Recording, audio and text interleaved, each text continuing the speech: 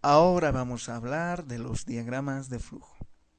Recordemos que anteriormente se había mencionado que un diagrama de flujo, o flowchart en inglés, es una de las técnicas de representación de algoritmos, posiblemente de las más antiguas y las más utilizadas, aunque su empleo ha sido disminuido, sobre todo con la aparición de lenguajes de programación estructurada, básicamente.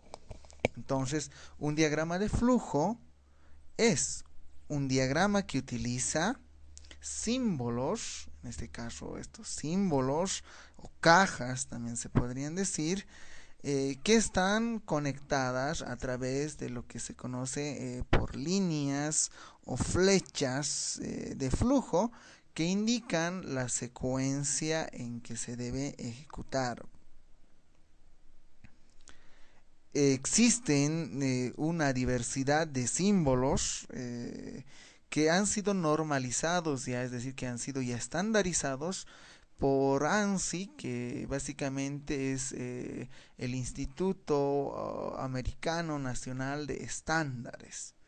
Entonces, este instituto de alguna manera ha presentado diversos símbolos, diagramas, cajas, de los cuales nosotros podemos identificar en esta tabla y podemos conocer básicamente su nombre, aparte del símbolo, y una descripción de la que nos permite ver para qué sirve o en qué momento podríamos utilizar un diagrama de flujo. Se puede apreciar que tenemos varios símbolos, fíjense, pero entre ellos algunos son mucho más utilizados. Entre esos vamos a destacar a lo que se llaman los procesos, es decir, este diagrama, al símbolo de inicio, fin, al símbolo de decisión, a los símbolos de entrada, salida, podrían ser estas, a los conectores que ya habíamos mencionado, eh, a los conectores básicamente estos, ¿no? Y a las flechas o a la dirección de flujo de datos. Su utilización entonces no es muy complicada, pero sí deberíamos memorizarnos este tipo de diagramas para que en su momento nosotros podamos ya utilizarlos. Por ejemplo, este símbolo de inicio-fin indica que es el inicio o el final de un diagrama, básicamente. Este otro símbolo que se lo utiliza tanto en la entrada y salida de datos, justamente permite esa entrada o salida de datos, valga la redundancia, y que sea registrada o procesada por medio de un periférico. Y este periférico puede ser un teclado, puede ser un escáner o algún dispositivo de entrada de datos. El siguiente también es uno de los utilizados, dijimos, que es el símbolo de proceso y permite, como indica acá, los procesos, ya sea de una instrucción de asignación de valor o alguna operación aritmética. Entonces, esta tabla nos permite ver los diferentes diagramas que nosotros podríamos utilizar al momento de realizar un diagrama. Quiero hacer una aclaración en este caso porque cuando se hablará de lo que es la programación estructurada o los diagramas estructurados, hablaremos de ciertos símbolos, de ciertos diagramas que muchas veces no se los ve de la misma forma que en otros libros de otros autores y eso puede ser motivo de confusión. Sin embargo, acá lo que se está presentando es una mezcla de esos símbolos. Solo un ejemplo acá por decir, tenemos este símbolo que es de selección o decisión múltiple y en algunos lenguajes de programación se la conoce como la estructura switch, que trabaja en base a una expresión y esa expresión es comparada con alguna de las opciones. Si a esta expresión es igual a una de estas opciones, se ejecutan diferentes sentencias, básicamente. Pero esa es una forma de representar. Otra forma de representar En algún otro caso es esta, por ejemplo, que es esta estructura que también es la misma de selección o decisión múltiple, que sería otro símbolo, que simplemente tiene la misma función, pero el diagrama ya se lo utiliza de otra forma. Otro ejemplo sería, si hablamos, es de la estructura eh, repetitiva mientras, o estructura while, también la conocen, que es un símbolo de iteración que nos permite repetir varias sentencias en este bucle hasta que se cumpla una condición. Es este mismo diagrama podremos ir a ver acá abajo, acá, es la misma estructura while, fíjense, la misma estructura while, que lo que cambia, obviamente cambia el símbolo. El nombre es el mismo, la descripción o función que tiene es también la misma, solo que algunos otros autores esta parte de donde se encuentra la condición la manejan con un rombo.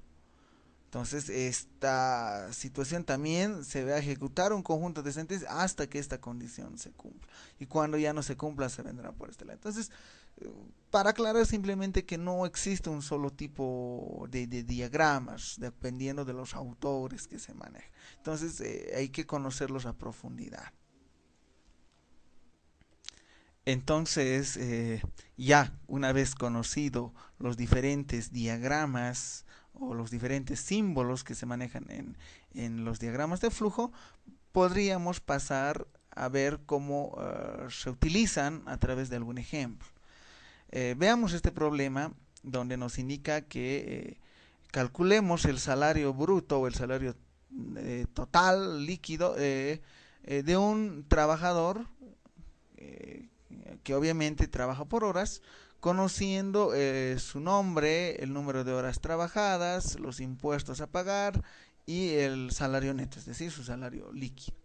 Entonces, este diagrama que ya está resuelto, fíjense que podríamos ir asemejando con los diferentes símbolos que teníamos.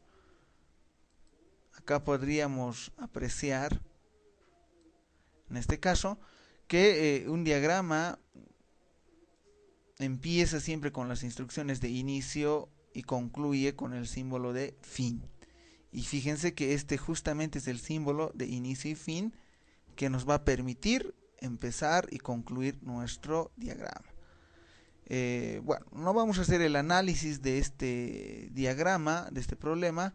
Sin embargo, lo que acá un poco interesa es recalcar que en este caso los diagramas que nosotros realicemos podríamos utilizarlo de una u otra forma. Fíjense, este es el diagrama resuelto que bueno, básicamente lee el nombre, lee las horas y el precio y se antecede con este tipo de diagrama con la palabra leer. Acá tenemos un proceso que justamente calcula el salario total que está dado por las horas de trabajo por multiplicada por el precio por hora seguramente. Cuando hablamos de tasas en otro proceso estamos calculando el descuento básicamente que es del 0,25% porque eso nos ha indicado y eso lo multiplicamos por el salario total, lo que nos da un descuento del 25%. Y por último, en otro proceso calculamos el sueldo líquido o el sueldo neto, que está dado en base al sueldo total, que está identificado por bruto, menos las tasas, menos el descuento. Fíjense que acá estamos utilizando el mismo diagrama, pero ya no utilizamos la instrucción leer, sino la instrucción escribir. Es decir, que vas a mostrarnos estos datos, ya sea por impresora, por pantalla, y nos va a mostrar el nombre, el salario total, el descuento y obviamente el salario líquido. Y fíjense que este diagrama, de acuerdo a nuestro anterior símbolo, este diagrama justamente nos permitía trabajar con entrada y salida de datos de manera estándar. Pero nosotros también ese mismo problema podríamos realizarlo de otra forma.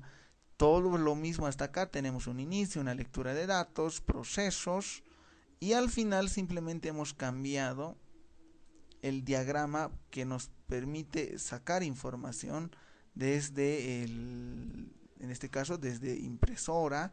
Fíjense que este es nuestro diagrama que estamos utilizando, salida de datos por impresora, y justamente utilizamos ese diagrama. También hubiésemos utilizado este otro diagrama que es también salida de datos, pero en este caso específicamente por pantalla. De todas formas, el uso dependerá de nuestra comodidad, dependerá tal vez de qué tan legible quisiéramos o qué tan específico quisiéramos hacer el diagrama de flujo. Un último detalle sería que cuando nosotros trabajamos con diferentes procesos así separados, podríamos trabajar con procesos unidos, es decir, estos tres procesos que yo lo tengo acá, podría haberlos resuelto en un solo proceso. Es decir, no necesariamente tendría que tener tres diagramas de procesos, como en este caso, como este y este, sino estas tres instrucciones las hubiésemos escrito tal vez en en una sola caja de proceso, y aquí hubiésemos colocado tal vez las instrucciones que corresponden, ¿no? Bueno, bruto tal vez es igual, qué sé yo, a horas por precio. Voy a abreviar. Acá, la tasa, fíjense, esto va a ser igual a lo que nos indica acá, a 0,25, exacto, ¿no? Ya se entiende, por el bruto, que voy a hacer yo, B. Y el último dato era neto, que era igual, o que es igual, perdón, a bruto menos tasa. Entonces, si nosotros somos observativos, podemos ver que estos tres procesos que acá los tenemos, los hemos agrupado en uno solo, que sería este. Es otra forma de realizar. Esto muchas veces nos va a facilitar el hecho de no tener diagramas muy largos, porque a veces cuando son muy largos son difíciles de comprender. Entonces, a modo de resumen, indiquemos que los símbolos de diagramas de flujo, nos permiten representar un algoritmo de manera gráfica.